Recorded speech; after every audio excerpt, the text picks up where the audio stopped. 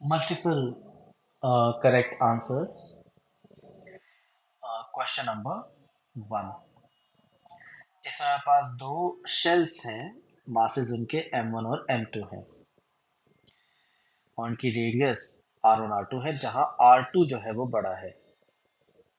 तो एक हमारी शेल है m2 मास की, इसकी रेडियस r2 है।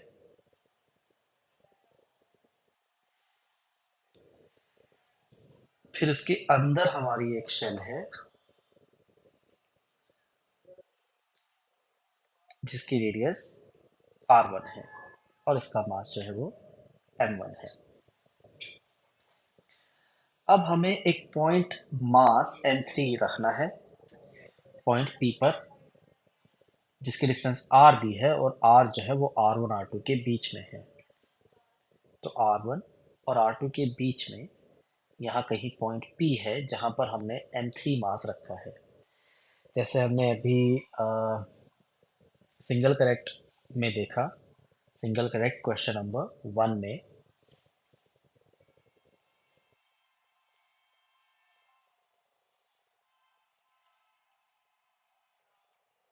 इसको आप रेफर कर सकते हैं इस क्वेश्चन के लिए। तो इसमें जैसे हमने भी देखा कि इनसाइड पॉइंट पर कोई ग्रेविटी नहीं आती है, तो पॉइंट P पर gravity at point P due to m2 will be zero, क्योंकि m2 के ये इनसाइड है और m1 के ये आउटसाइड है। इनसाइड है m2 के और m1 के आउटसाइड है। तो gravity at point P due to m2 is zero, और ड्यू टू m1 ये आएगी और ये आएगी g m1 बाई, और जो भी यहाँ पर हम डिस्टेंस लेंगे, मतलब सेंटर से हमें P पॉइंट तक की डिस्टेंस लेनी पड़ेगी जो r दी गई है। ठीक है, अब इसमें हम ऑप्शन ए पढ़ते हैं। तो outer shell will have no contribution in gravitational field at P. तो सही है, आउटर शेल का यानी m2 का कोई ग्रेविटी नहीं होगा। तो ए स्टेटमेंट सही है। बी पे लिखा है force on P is directed towards O. जो फोर्स होता है ग्रेविटेशनल फोर्स वो अट्रैक्टिव होगा। तो पी पॉइंट पर ग्रेविटी जो है वो, ग्रेविटेशनल फोर्स जो है वो अट्रैक्टिव होगा, तो टुवर्ड्स होगा, towards centre, towards centre force लगेगा। तो अट्रैक्टिव है फोर्स, सही है बी ऑप्शन। सी में लिखा है फोर्स ऑन पी। अब हमें पी पर फोर्स बताना है। तो जैसे हमने ग्रेविटी निकाल दी, अब फोर्स निकालेंगे। तो force on P will B उसका मास इनटू ग्रेविटी। अब मास कौन सा लेंगे, जो हमने पी पर रखा है। पी पर हमने रखा है m3 into gravity. Gravity this plus this आएगी, वो तो ज़ीरो ही है, तो फिर सिंपली आ जाएगी ये m3 times g m1 by r square.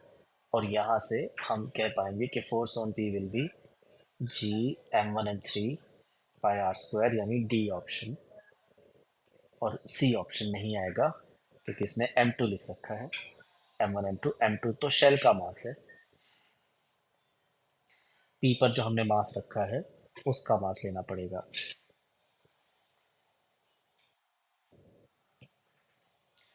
Question number 2। In case of an orbiting satellite, radius of orbit is decreased। ठीक है, तो जैसे काइनेटिक एनर्जी हमें पता है कि होती है जी m1 m2 by 2r। Potential energy होती है जी mm बाई आर, और टोटल एनर्जी होती है, इनको ऐड करके, -gm/2r। तो अगर हम r को डिक्रीज कर रहे हैं, रेडियस इज डिक्रीज्ड, तो r अगर डिक्रीज करेंगे तो क्या होगा उससे हमें बताना है। तो काइनेटिक एनर्जी, जैसे हमने r डिक्रीज करा, r डिनोमिनेटर में है, तो काइनेटिक एनर्जी तो इंक्रीज कर जाएगी। बहुत बढ़िया, यानी ए ऑप्शन नहीं है।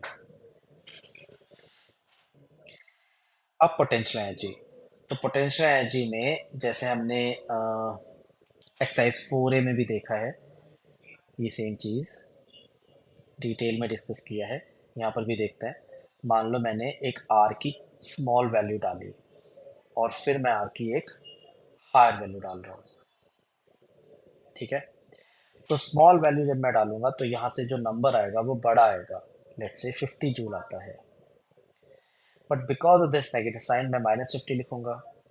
अब मैं आर की एक हायर वैल्यू डाल रहा हूँ,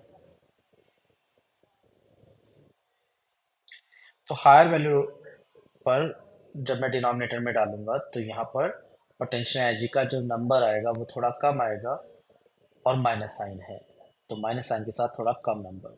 तो इन दोनों में मैं किसको ज़्यादा बोलूँगा, मैं इसमें -30 जूल को ज़्यादा बोलूँगा।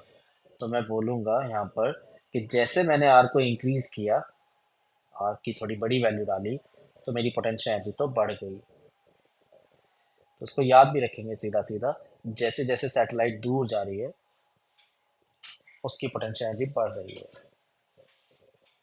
इनफाइनाइट पर जाकर जीरो होती है पोटेंशियल एनर्जी जो कि हाईएस्ट है, बाकी सब पॉइंट पर पोटेंशियल एनर्जी नेगेटिव होती है। तो ठीक है, अब इसने क्वेश्चन में रेडियस को डिक्रीज करा है, तो रेडियस जब हम डिक्रीज करेंगे तो पोटेंशियल एनर्जी भी डिक्रीज हो जाएगी, इंक्रीज फॉर इंक्रीज है, यानी बी ऑप्शन सही है। सेम ही रीजन से हम टोटल एनर्जी भी दे सकते हैं, मैकेनिकल एनर्जी मतलब टोटल एनर्जी, वो भी डिक्रीज हो जाएगी।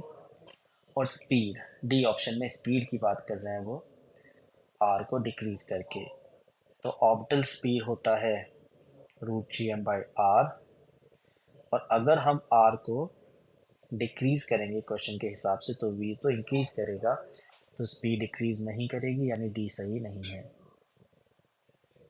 तो आंसर आएगा बी एंड सी।